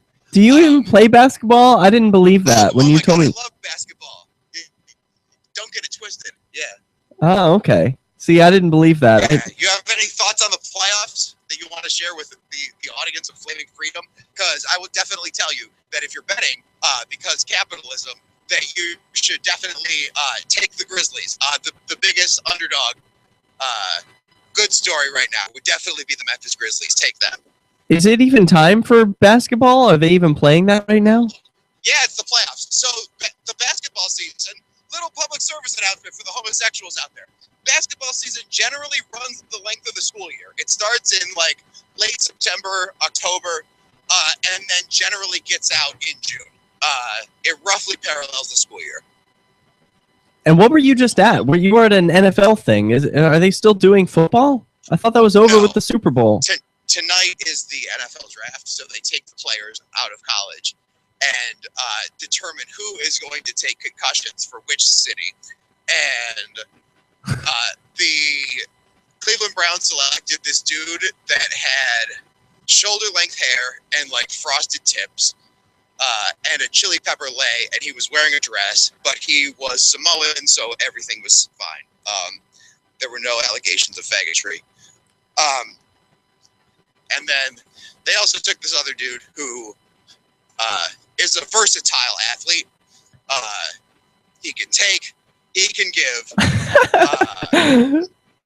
what have you. I forget that dude. He's one of these dudes that has two first names. I think his name is like Cameron Mitchell or like Cameron Isaiah, and I never trust anyone that has two first names. Yeah, especially Jewish first names. Because I'm a man with two surnames, you know, Miller. Yeah. Like I doubled down on having last names. So like, don't come at me if your name is like Frank Thomas or like, you know, Christopher Peter or like some bullshit like that. Like, go get yourself a last name. Yeah, you are Steve Miller, and I forgot. Like, I should have asked you if you have things to plug. Do you have like things to plug? If you're in Philadelphia on Sunday, I'm opening for the Necrosexual. The what? What is that? Is that dead people sexual? Correct. So there's this comedian who is, his name's Jimmy Viola in real life, but he does this character called the Necrosexual, and it's like death metal, and he's like, that's so metal, wah! And he's like all in face paint and shit. It's quite funny. And it's a band, me, and the Necrosexual. And if you're like a big fan of death metal and hearing death metal bands, then there's nothing you're gonna love more hearing more than me getting on stage and talking about Vietnamese dick. So yeah, is that still a thing for you? Are you all crazy for the Asians in Philadelphia? Once you go Asian, you never go Caucasian. That's not true. I've gone Asian. I can't. I don't. Actually, it is true. I didn't go back to Caucasians after that. You know what changed? What changed is I could never like. No weight of Asian dude was ever enough. Like there was no pound. Okay, first. Oh my God! No. I have to show you this. I don't know if I can turn it. Yeah. I'm at Wendy's and look at this creepy ass fucking. Holy shit! In the window. I wish I could show this to the audience. They can't see right now. They can't see. They can't see, but we can. That's like a Chucky doll. Yeah, it looks like it comes. Since when did Wendy's adopt Chucky as their mascot? Yeah. People are asking me what I'm eating. I'm eating nuts, obviously. This is Flaming Freedom, everyone. Am I right? Am I right? Hey, Steve Miller, thanks so much for calling in. You're always a treasure. Well, join us again anytime. You want to see some cops on the way out? Because yeah. Cops right here in the middle. I see your face is all colored red and blue. Yep. Yeah. That's the reason why. All right. Thank you, Steve Miller. It's a pleasure. Yep. Protect your neck. Who did you let down today? Your wife? Your kids? Well, how about yourself? Take a look in the mirror. If you're tired of your drug and alcohol problem, you need to fix the problem, and right now, before you hurt or kill yourself, or worse yet, somebody else. Call the addiction specialist now at the Detox and Treatment Helpline, 24 hours a day, 7 days a week. If you have private insurance, we specialize in finding you the right treatment. When you call right now, you'll speak to a recovering addict who understands what you're going through right now. Let us help you break your addiction to drug and alcohol before it's too late. This call is completely confidential and free. So if you have private insurance, take 5 minutes of your time. Call right now. I promise it'll change your life. 800-208-5187. 800-208-5187. 800-208-5187. Call right now. 800-208-5187. LRN.FM needs your help getting our satellite signal back on in Africa. Our satellite provider had us on at no charge from 2012 through February of this year when they pulled the channel off the air. Now we're trying to raise $22,000 to continue reaching people with the message of liberty in places where it's needed most. Please visit our Indiegogo fundraiser at africa.lrn.fm. Give what you can and share the link with your friends. africa.lrn.fm. Free Press Publications is an independent, alternative media and publishing company founded in June 2009 with the mission of ensuring a free press for the freedom movement and is committed to spreading the message of peace, freedom, love, and liberty. FPP also gives new authors an avenue for publishing freedom-oriented material. FPP brings you daily news and commentary on the website, fpp.cc, as well as a daily 5-minute newscast, FPP Radio News, and weekly news, views, and commentary in the FPP Freedom Minute and Peace, Love, Liberty Radio at fppradio.com, and the monthly newspaper, FPP News, at news.fpp.cc. Find FPP online at fpp.cc. That's fpp.cc, as in Creative Commons. Imagine someone in your community getting in their car, turning on the radio, and hearing the Liberty Radio Network. You can make that vision a reality with your own micro radio station. Visit broadcast.lrn.fm to learn how you can put our programs on the air in your area. You can have LRN.FM running around the clock, and you can even add in your own local shows. Building a radio station is simple, but programming isn't. That's where LRN.FM comes in. Learn more at broadcast.lrn.fm. That's broadcast.lrn.fm. On Free Talk Live, we're bringing people to the ideas of liberty every day. From wrestling superstars like Glenn Jacobs. You guys really are having an impact, I believe. Like I said, a lot of where I am now is due to listening to Free Talk Live. You changed my mind on some very important issues years ago. To random people tuning in on the radio. I was kind of stuck in the left-right paradigm. I heard your show by chance on a Saturday night. From there, I went on, joined the Free State Project, and become an amplifier. So, I mean, that's really the reason why I amp is because I know that if it wasn't for you guys being on as many stations as you are, I never would have found the ideas of liberty. Your amp will directly change more lives by getting Free Talk Live in front of people looking for talk radio online and on the air. You can help by joining the AMP program for just $5 a month at amp.freetalklive.com and getting perks. That's amp.freetalklive.com. Listen to LRN.FM on any phone, anytime. 213-493-0309. That's 213-493-0309.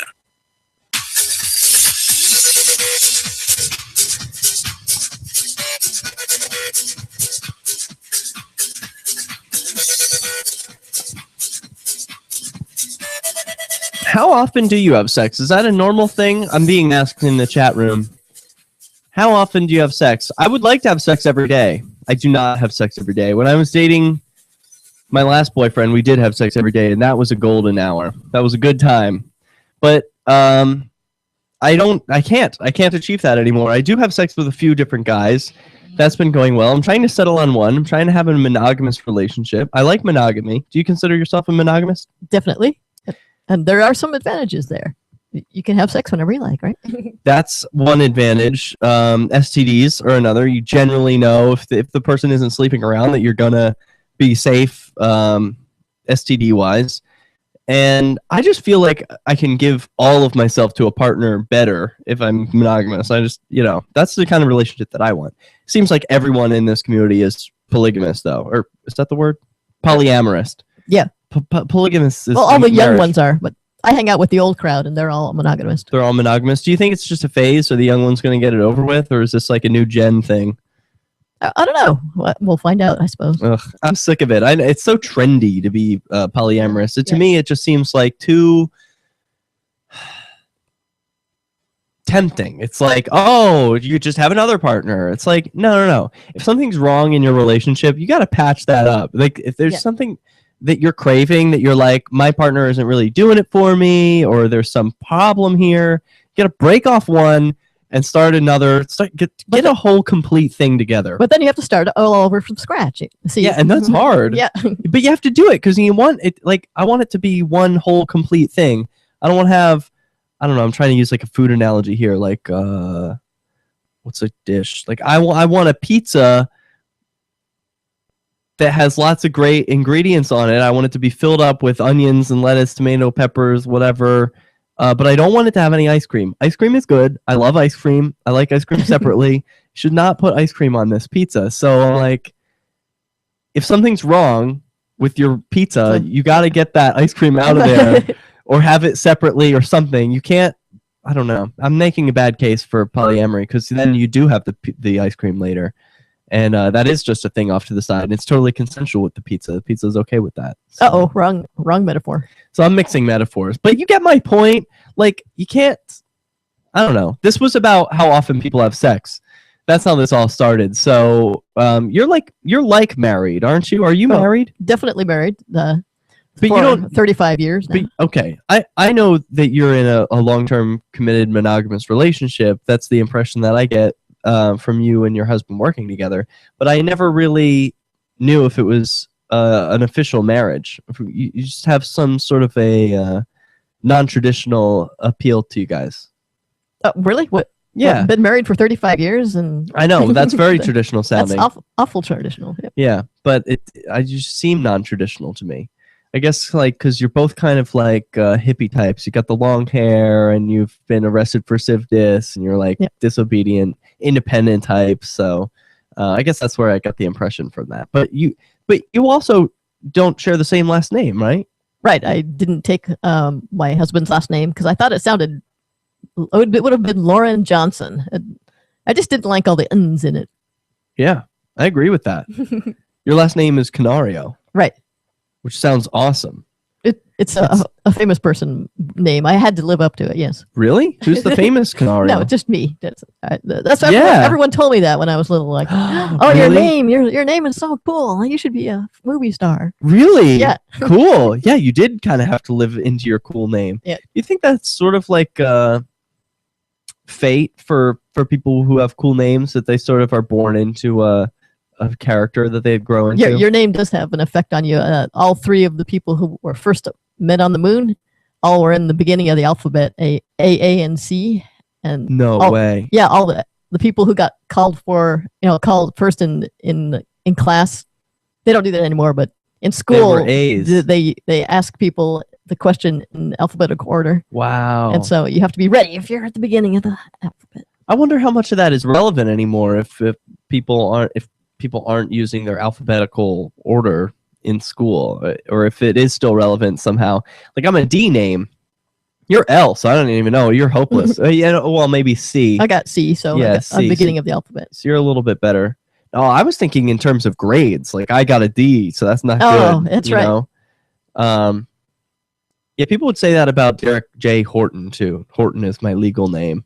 And, like, it sounds pretty good. I do say, oh, my name, actually, I just got that recently. My car got a boot on it. I know. I was out visiting a guy, and it was great. But when I left, there was a boot on my car. And I was like, okay, great. How do I deal with this? So the, like, pseudo cop who put this thing on was like, what's your name? I was like, and I tried to be, like, as friendly and powerful and, like, we're on equal levels as possible so that maybe he would just take this boot off right away and just let me go. Because I'm in a cop car, first of all. So, like, I get a little bit of play there because I'm renting a cop car for my friend. And then second, like, I've got this military jacket on. So I'm thinking, like, maybe if I just play this persona of this authority figure, he'll just look at me as one of his own, and basically I'll do a Jedi mind trick wave of, like, you don't need to see my papers. How did that work? It didn't work, but he did like my name, and that's sort of what I'm drawing from this. He shook my hand and was like, you should write a book.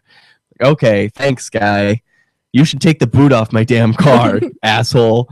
All I want to do is have a good time and park in your facilities. That's such a big deal.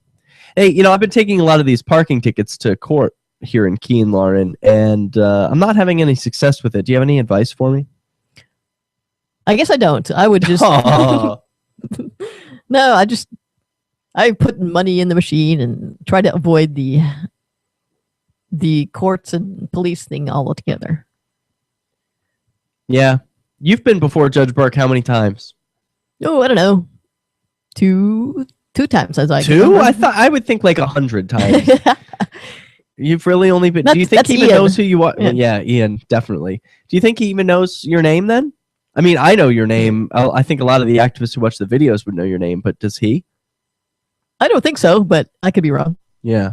He must remember Sam, though. I think that would... Sam and you must... You were in the Keene jail, right? When you were like in there for a long... No, he definitely knows your name then. You and him both stayed in the jail and so had a very lasting impact, I would think. I think all of the activists who come before Judge Burke, they're going to remember him.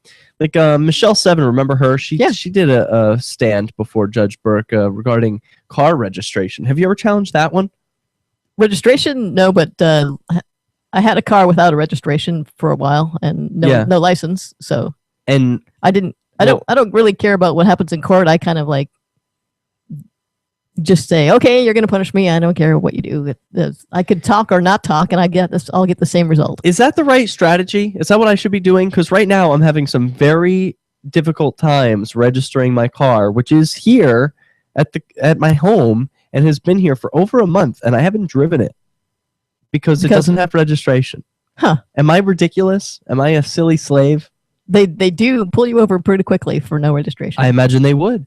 In Keene, I actually would feel safe. Like if I were pulled over by any of the cops here, I know them on a first name basis. I'm like, Tim, let me go, and like he might. I think he actually would. Like, I think most of the cops in Keene would just be like, this is not worth the trouble. Derek, go on your way. Get this registered. But in other towns, they don't know me. They don't want to be nice. They just are doing their revenue collection job, and they would pull me over in a heartbeat. Yep, I think they get money from each person they write a ticket to, or who doesn't have the stadies do. Over it. Yeah, I don't think the townies do. In most places, that is how it works, but I think in New Hampshire it's a little different. Anyway, my point is, am I a slave? Am I being stupid by not driving around? You said, yeah, they'll pull you over, but I could use other plates, right? You could, but still, it's. I had plates that weren't real registration for a while, and sometimes they pull you over, and sometimes they let you go, and sometimes they arrest you. It's hard to tell. Do they take your car? Yeah. Oh, sometimes. Man, see, that's what I'm afraid of. It's like, you can arrest me, fine, put me in jail. I don't care about the peanut butter and jelly sandwiches or the ass rapings or whatever. Just don't take my car. This is Flaming Freedom. We'll be right back.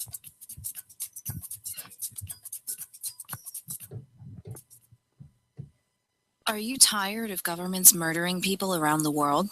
Stop using their money. There is an alternative. Bitcoin is a stateless, free market, non-political currency. Bitcoin cannot be inflated or controlled by any government. By using their money, you are helping the state. Stop doing it. You have an incredible alternative available now. Learn it, use it, spread it. Get started with Bitcoin at weusecoins.com. That's weusecoins.com. Are you looking for an excuse to come check out New Hampshire this fall? You're invited to Keenevention. Keenevention is your chance to meet dozens of key liberty activists from across the Shire. You can explore the beautiful little city of Keene, discuss various forms of activism with seasoned veterans, do some Robin Hooding, and learn about making the move. Keenevention received rave reviews last year. If you missed it, visit keenevention.info for full video coverage of every speaker and panel. This year's keynote speeches and panels will be announced via the Keenevention blog and Facebook, so stay tuned there for the latest. Join old and new friends and neighbors in Keene for Keenevention this October 30th through November 1st. Tickets are available now at a special early bird price of just $50 via credit card or Bitcoin. That $50 price only lasts through the end of June, so don't delay. Reserve your tickets now at keenevention.info. Visit keenevention.info for more and look for our page and event on Facebook. That's keenevention.info. The three most important things you can do for LRN.FM are: 1. Let your friends know you're listening to LRN.FM on your social networking profile. 2. Buy the things you buy online through shop.lrn.fm. 3. Give $5 a month to the AMP program at amp.lrn.fm. It's my firm belief that the AMP program is the best use of your charitable dollar among liberty-oriented groups. Support all your favorite organizations, but make sure you get $5 a month to the AMP program at amp.lrn.fm. Liberty activists around the country are starting to realize politics alone won't set us free. So what will? At Liberty on the Rocks, we believe the answer starts with living your principles, spreading ideas, and connecting with those around you. By starting a Liberty on the Rocks network, you can make a difference by uniting libertarian thinkers. Find out how much fun it is to build your local network from the ground up. Visit libertyontherocks.org today to get started. If you can't listen to the Liberty Radio Network's internet streams, free satellite channel, or radio affiliates, no worries. You can listen to LRN.FM from any phone, anywhere. Add this number to your phone, 213-493-0309. It's a long-distance call, so make sure you're familiar with your phone's calling plan. The Liberty Radio Network listen lines are locked into our stream 24 hours a day. Call 213-493-0309. That's 213-493-0309. Cato University is the Cato Institute's premier educational event of the year. It's being held this year from July the 26th to the 31st at the Cato Institute's state-of-the-art headquarters in Washington, D.C. This annual program brings together outstanding faculty and participants from across the country and often from around the globe, with everyone sharing a commitment to liberty and learning. Cato University is a genuine community, and you can freely share viewpoints, concerns, ideas, questions, and more in an atmosphere of friendship and personal respect. It's a one-of-a-kind program for people who don't stop thinking after they got out of school. It's for people who don't want politicians or bureaucrats or officials to do their thinking for them. It's for people who value liberty. You'll learn, you'll be inspired, you'll make new friends, you'll meet great people from around the world. All of the details are spelled out at the Cato website, cato.org, and they hope to see you there this summer, July the 26th through the 31st in Washington, D.C. Again, details are at cato.org. You can interact with other LRN listeners on our message board at forum.lrn.fm. That's forum.lrn.fm.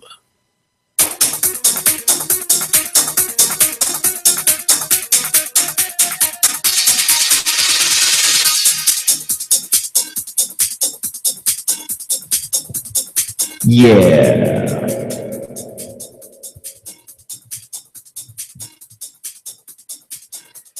Gay Anarchists, join us on Facebook. It's a very special group, a select group of gay anarchists at facebook.com/groups/gay anarchists. Spelled just like it sounds.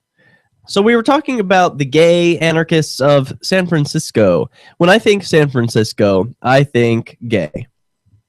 Because of all the gay clubs, the gay culture there. That's like, isn't that where they dumped all the gay guys in the Navy once upon a time? I don't know. I haven't heard that story. I heard that's how it became so gay. But what was your experience there was growing up in the 70s. Right. What was it like? Was it gay yet?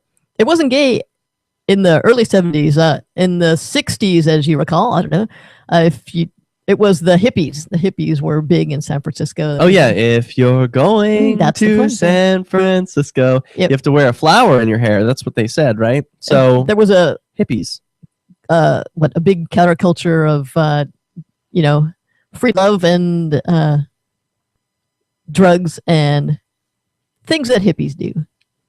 So that came first in San Francisco, and they became like not mainstream but well known in the city. And then after that, it seemed like San Francisco turned from a hippie place to a gay place, which came on gradually. As I remember the big gay pride parade. That is a heck of an event. Was it like the first? Were they like, we're gonna have a parade and it's gonna be huge? As far as I know. So you saw the first gay pride parade? Yeah. Holy cow. And yeah, it was That must have been amazing. And this was pre Stonewall, right? When did Stonewall happen? Oh wait, Stonewall didn't happen.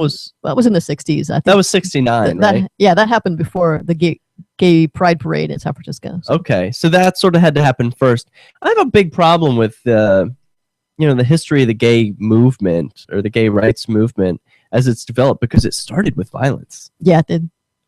Or with heads getting beaten. Yeah. I don't dig that. I don't think that's a good way to start off at all. But it's starting off on the wrong foot. Yeah. But Anyway, so now San Francisco, everyone accepts the gay people.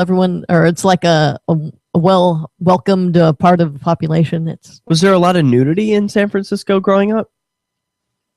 I heard of it happening, but I never saw it myself. What? I thought I feel like you're robbed of all the nudity. Like, to me, I hate growing up in a prudish Puritan culture. Like, I can tell, even the clothes that I'm wearing with the collared shirt and everything, it's like, this is such an echo of a former era. This is so, like, old and stuffy. And the San Francisco really had something right with all the nudity. I feel like that's like, it's more state of nature. Like, people, I don't know. When are we going to get to the point where people walk around naked again? Yeah, I'm waiting for that. Is that going to be a thing? I think right now you'd be arrested and charged with some pretty serious sexual crimes that would follow you for the rest of your life. It shouldn't be. There shouldn't be a problem with nudity, but there is. So you gotta put your clothes back on. Did you hear about The Office? I think it was in San Francisco, where the whole office tried disrobing at the beginning of each workday and then putting their clothes back on at the end. Well, it sounds like a pretty nice place to work, but I haven't heard of that. After the first day, they like all got over it. They were just like, yeah. And then they just got to work. I mean, it wasn't like a play. Like, I pictured, this was just going to be orgies for a week. All these people are naked, no barrier. They have a lot of higher heating bills, though, because... What about AIDS? Was that a big thing that you were worried about in San Francisco and growing up? Yeah, no, I didn't have to worry about it, but it was a big thing. It was a lot of people sick and a lot of people that couldn't get medical treatment that were trying out their own drugs and things. Yikes. Yeah. Tried out their own drug. Like, I'm going to fix AIDS. Yeah. So holy shit. They hired chemists to make AIDS drugs for them. And it turned out to be, one of the good cures for AIDS. Did you know this? I'm reading this from Wikipedia. This is titled Rise of the Gay Mecca. Wait, Rise of the Gay Mecca. San Francisco's frontier. Oh, no, let's skip ahead. From 1941 to 1945, more than 9,000 gay servicemen and women were discharged. Many were processed out in San Francisco. So, that was, gay servicemen and women were discharged. 9,000 of them. That'll, Pat Robertson was wrong. So after just a couple of generations of gays living in San Francisco, they reproduced. Wow. Pretty cool. How does that work? I don't know. So now there are like gay meccas. It's safe to be gay pretty much everywhere, I think, right? Like in the South, there are still some places where it's not okay. I'm shocked by that. I mean, you've lived in the South, right? Yes. I mean, it's not safe to be black either there. It's just not safe to be in the South. Is there anything good about the South? They make fried food. Yeah, they can have their nasty ass food. Makes people die. Yeah, so I don't know, how did this impact you? Did you go to like some of the gay clubs, or did you stick to the straight clubs? Did they even exist then? Because I know they were sort of outlawed in New York. It was a crime to have a gay club. Really? Yeah. Well, I'm not experienced with that, but yeah, it was the mafia who ran the Stonewall Inn. Because it was because gay people were not, couldn't be gay at a club. I think that was a law. Wow. Well, that's not the case in San Francisco. Yeah, no, not at all in San Fran. But it's still really gay there. It's still like the mecca of gaydom. Yep, and the Gay Pride Parade is a super event that straight people like and everybody likes. It's become too sanitized now, though. Not San Francisco itself. San Francisco's developed and matured. It's become a little more kinky than just gay. Like they've really explored the kink aspect. Like there's a thing, I think it's called like 15th Street or I forget what the street is called in San Francisco, where it's public nudity is still allowed and practiced, and it's like where all the sex shops are. And so they'll do all these outdoor exhibitionist stuff. Like anyone who's an exhibitionist in any way, they'll do their like performance right out on the street. It's nice to have a place for that. It's nice to have a place for that where like voyeurs can go too and participate as well. So it's like this whole world that exists only in this one special place. I feel like New Hampshire needs to have something like that. So the closest thing to freedom in our lifetime that I've experienced is here at PorkFest. And PorkFest had an incident last number 11 where a woman was topless, and this like, oh my God, stop everything. A woman's topless. And there are children, don't you know? So Well, she was yeah. asked to put her top back on. She complied with that request. And I saw this as like, okay, that was a nice, it was nice of her to say, okay, I'll respect your wishes. But also I think it's not very nice that she didn't have a place where she could feel safe to be naked. So I'm like, do we need to have something like this at PorkFest this year? Yeah, we have an adult area. There's going to be an adult area in PorkFest this year, as far as you can get from the family area, and so then people should be able to. This is news to me. Tell me about this. Yeah, is there going to be nudity there? They've divided up the campground into I'll bring my Speedo. family area, the agora, and the adult area. Cool. I got a couple of Speedos this year, so I'll be able to try out. I don't know if I want to go full nude. Even when I went to the nude beach recently at Fire Island, I couldn't go full nude. I couldn't. I don't know. I'm too I'm too prudish, right? You're caught in the past. I am. I don't know. I feel European enough wearing a Speedo. That's revealing enough. I don't need to go all the way. Have you ever done an exhibitionism or been on a nude beach? I went to a beach where some people were nude and some were not, but no, I never did that. So you settled with a man. Do you find that people don't predict that you're bisexual, or they don't think about you in that way because you are with a man like long term? Well, anybody who knows me would probably figure it out after watching me for a while, because no jewelry, no makeup, no. So what does that mean? It means that doesn't mean anything. I'm not a foo-foo type of female. Yes. So what? There are foo-foo females who are bisexual. That doesn't make a difference. Ah, okay. I'm just saying, Stephanie Murphy, who is bisexual and has been on the show, claims that when she's out with a man, women don't look at her the same way because they perceive her as a straight woman. Yeah. Yeah. Whereas when she's out with a woman, she may still be hit on by another man, but it's even less likely she won't be hit on by anyone. It's like, oh, you're taken again. Yeah. So it's again like it's the bisexual's dilemma. Bisexuals really have it hard. I feel like we haven't even scratched the surface on that, and I'm hearing the outro music, which is a shame, but hopefully we can do this again sometime. I've loved having you on tonight, Lauren Canario. A hero to me and many. Thank you for inspiring me to move out to New Hampshire. This has been Flaming Freedom. Now, how much money will all those closeted Republican convention goers bring into the city, Marie? A lot. The average area prostitute normally makes around $200 to $300 a week jerking off truck drivers behind the bus station. I see. Next week, they are expecting to make 30 times that amount sucking off secretly gay Republicans. Wow. You figure the